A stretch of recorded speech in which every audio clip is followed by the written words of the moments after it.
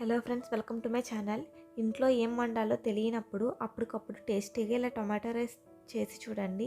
చాలా బాగుంటుంది. ఇది చేయడం చాలా సింపుల్ అండి. చాలా తక్కువ టైంలో కూడా దీన్ని మనం ప్రిపేర్ చేసుకోవచ్చు. ఈ రైస్ని నేను నార్మల్ రైస్తోనే ప్రిపేర్ చేస్తున్నాను. బాస్మతి రైస్ అయితే యూస్ చేయట్లేదు. దీనికోసం 2 మీడియం సైజ్ టొమాటోస్ అలానే ఒక ఆనియన్ తీసుకోవాలి. కొన్ని చిన్నగా కట్ చేసిన టమాటోస్ని ఉంచుకొని రిమైనింగ్ మొత్తం మిక్సీ పట్టుకోవాలి మెత్తగా. మీకు కావాలనుకుంటే మిక్సీ పట్టుకోకుండా చిన్నగా కట్ చేసుకొని మొత్తం వేసుకోవచ్చు.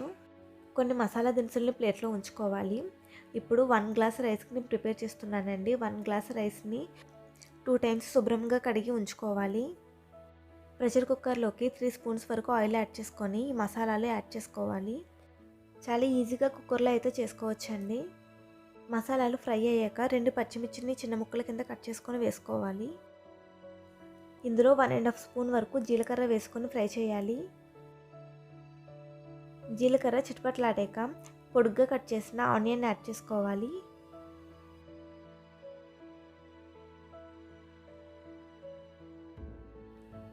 ఉల్లిపాయ ముక్కలు కలర్ చేంజ్ అయ్యాక ఇప్పుడు టమాటోస్ని యాడ్ చేసుకోవాలి.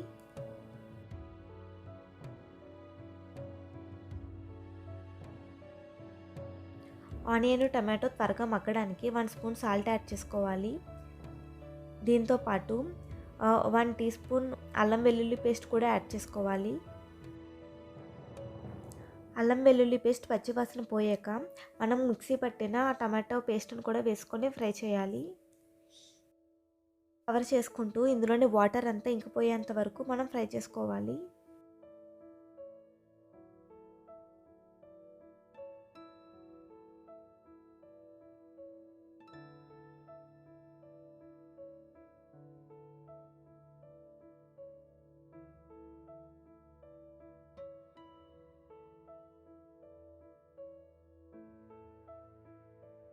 ఇలా దగ్గర పడ్డాక 1 స్పూన్ గరం మసాలా యాడ్ చేసుకోవాలి.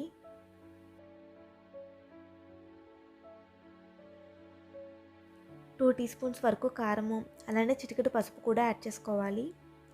మీరు మిర్చి ఎక్కువ యాడ్ చేసినట్లయితే కారంని తగ్గించి వేసుకోవచ్చు.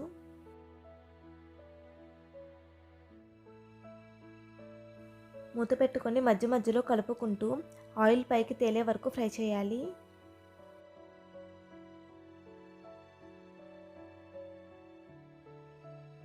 దగ్గర పడ్డాక 1/2 స్పూన్ వేయించిన జీలకర్ర పొడి అలానే 1 టీ స్పూన్ ధనియా పౌడర్ వేసుకొని కలుపుకోవాలి.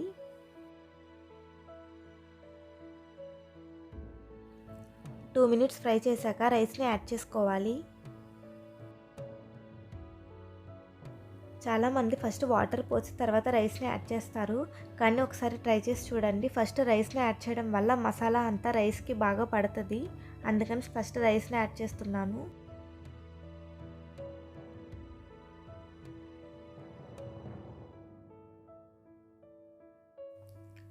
ఇలా మొత్తం కలుపుకొని మూత పెట్టుకొని 2 మినిట్స్ ఫ్రై చేయాలి.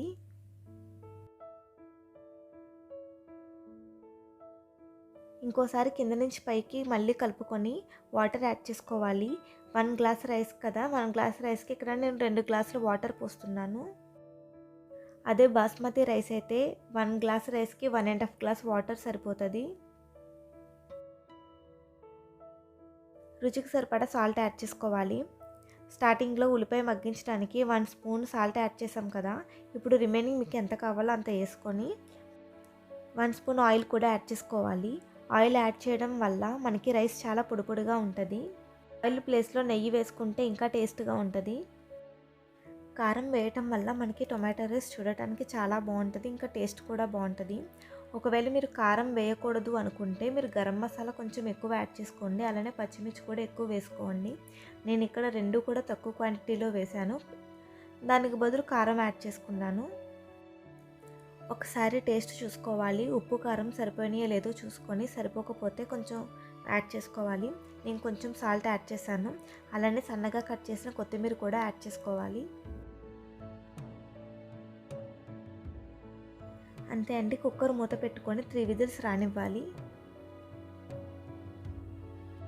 3 విజిల్స్ అయ్యాక స్టవ్ ఆఫ్ చేసుకోవాలి. పలుకు ఏమైనా ఉంటే ఆ వేడికి మగ్గిపోతుందండి. 3 విజిల్స్ అయిపోయినాయండి. ఓపెన్ చేసి చూస్తున్నాను. చూడండి మంచి కలర్ఫుల్గా ఉంది కదా. ఇలా సైడ్ నుంచి ఒకవైపుకి స్లోగా కలుపుకోవాలి. ఒకసారి కలుపుకొని కొంచెం వేడి తగ్గేంత వరకు దాన్ని అలా వదిలేయాలి. బాగా వేడిగా ఉన్నప్పుడు కింద నుంచి పైకి బాగా కలపడం వల్ల రైస్ బాగా మెత్తగా అయిపోతుందండి. అందుకని చెప్తున్నాను. కొంచెం వేడి తగ్గాక మనం కలుపుకుంటే మనకి పొడిపుల్లాడుతూ కనిపిస్తుంది. ఈరోజు మాకు లంచ్లోకి వేడివేడిగా టొమాటో రైస్ రెడీ అయిపోయింది. నేను దీనికి కర్రీ కూడా ఏం చేయట్లేదు. దీనికి కాంబినేషన్గా నేను పెరుగు చట్నీ చేస్తున్నాను. మా హస్బెండ్కి బాక్స్ కూడా పెట్టేస్తున్నా. ఇంట్లో వంట పని అయిపోతే సగం పని అయిపోయిన ఫీలింగే వస్తుందండి. వీడియో చూసిన వాళ్ళు ఇంకా ఎవరైనా నా ఛానల్ని సబ్స్క్రైబ్ చేసుకోకపోతే సబ్స్క్రైబ్ చేసుకోండి. ఒకసారి ట్రై చేసి చూడండి. నచ్చితే కామెంట్ చేయండి. రైస్ మీద కొంచెం లైట్గా నిమ్మరసం జల్లుకొని తింటే చాలా టేస్ట్గా ఉంటుందండి. ఒకసారి ట్రై చేయండి. ఇంకో వీడియోతో మళ్ళీ కలుద్దాం. అంతవరకు బాయ్. Thank you.